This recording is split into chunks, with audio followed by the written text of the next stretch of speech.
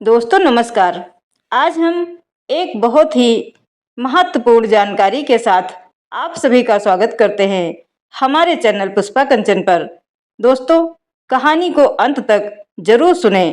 अंत में हम आपको एक ऐसी क्रिया बताएंगे जिसे जीवन के सभी कष्ट दूर हो सकते हैं। दोस्तों, क्या आपने कभी गौर किया है कि जब कोई अपना हमें छोड़कर चला जाता है तो दुख के उस पहाड़ के बीच भी घर के बड़े बुजुर्ग कुछ बहुत ही अजीब नियम कायदे निभाने लगते हैं। जैसे ही सांसें रुकती हैं, सबसे पहले मृतक को नीचे जमीन पर लिटा दिया जाता है। उसके बाद पैरों के अंगूठे बांधे जाते हैं। फिर जब उसे शमशान ले जाया जाता है तो वहाँ एक ऐसी क्रिया होती है जिसे देखकर कमजोर दिल वालों की रूह कांप जाए, यानी जलती चिता में सिर पर डंडा मारना। आखिर जिस शरीर को हम जीवन भर सीने से लगाकर रखते हैं, उसके साथ मौत के बाद ऐसा बर्ताव क्यों? क्या यह केवल पुरानी बातें हैं या इसके पीछे कोई गहरा राज है? चलिए, आज की इस कथा में हम इन्हीं अनसुने रहस्यों को बारीकी से समझते हैं। शरीर को बांधने का रहस्य ऐसे समझते हैं, जैसे ही इंसान के शरीर से प्राण निकलते हैं, घर के लोग तुरंत उसके हाथ और पैर के अंगूठों को सफेद सूती कपड़े से या धागे से बांध देते हैं। पुराने समय में एक गांव में एक बहुत धनी व्यक्ति रहता था। जब उसकी मृत्यु हुई तो लोगों ने उसके शरीर को खुला छोड़ दिया। कुछ ही घंटों में उसका शरीर इतना टेढ़ा होकर अकड़ गया कि जब उसे अर्थी पर लिटाने की बारी आई तो वह सीधा ही नहीं हो पा रहा था। अंत में परिजनों को बहुत कष्ट झेलना पड़ा। दरअसल विज्ञान और अध्यात्म दोनों कहते हैं कि मौत के बाद शरीर की कोशिकाएं मरने लगती हैं और मांसपेशियां पत्थर की तरह सख्त होने लगती हैं। यदि अंगूठे न बांधे जाएं तो शरीर के अंग फैल सकते हैं या अजीब मुद्रा में अकड़ सकते हैं।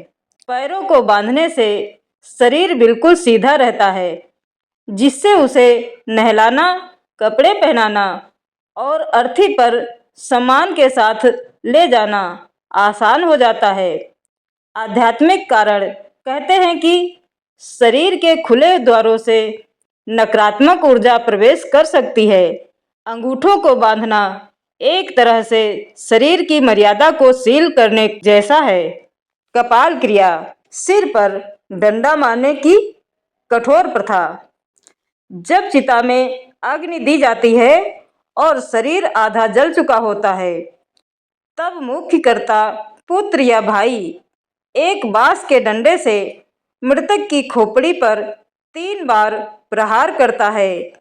इससे कपाल क्रिया कहते हैं कि एक बार एक सिद्ध महात्मा ने अपनी मृत्यु से पहले अपने शिष्यों को समझाया था कि इंसान का सबसे बड़ा दुश्मन उसका मोह है।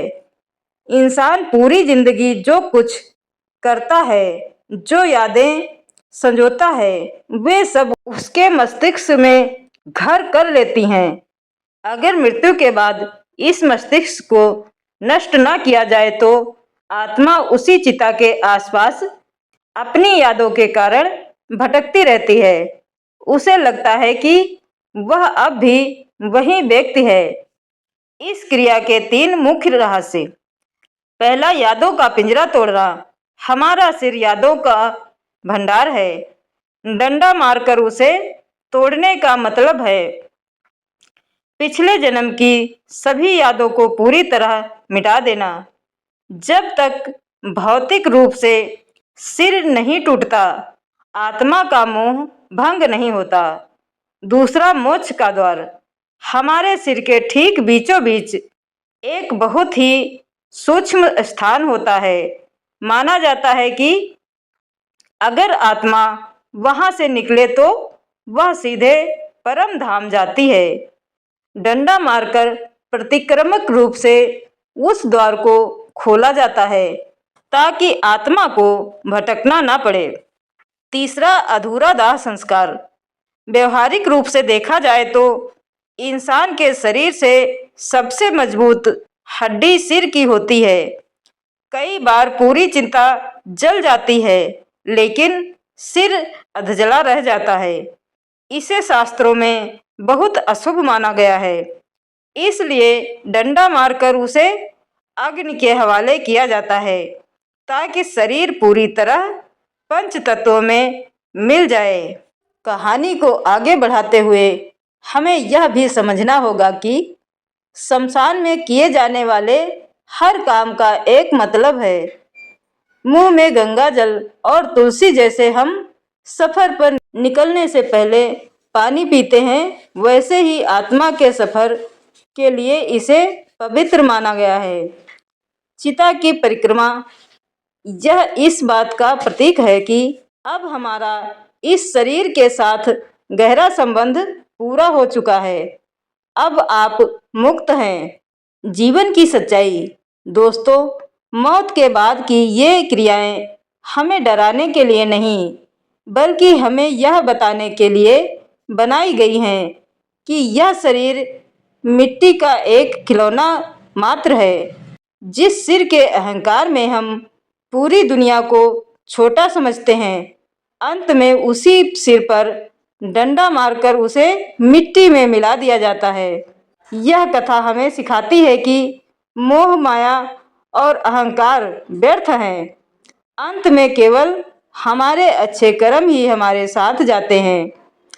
इन परंपराओं का पालन करना मृतक के प्रति हमारा अंतिम कर्तव्य है और सम्मान है, ताकि उसकी आत्मा को शांति और अगली यात्रा के लिए नई ऊर्जा मिल सके। मृत्यु का अर्थ अंत नहीं, बल्कि पुराने वस्त्रों को त्याग कर एक नई यात्रा पर निकल जाना है।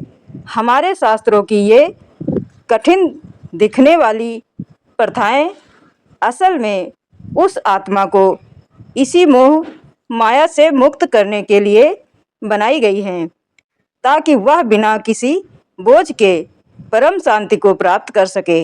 नमस्ते दोस्तों, मैं हूं पुष्पा और उम्मीद है आज की यह जानकारी आपको जीवन के इन गहरे रहस्यों को समझने में मदद करेगी। अक्सर हम इन रीतियों को देखकर डर जाते हैं, लेकिन जैसा कि हमने आज जाना, हर क्रिया के पीछे एक गहरा प्यार और सम्मान छिपा होता है।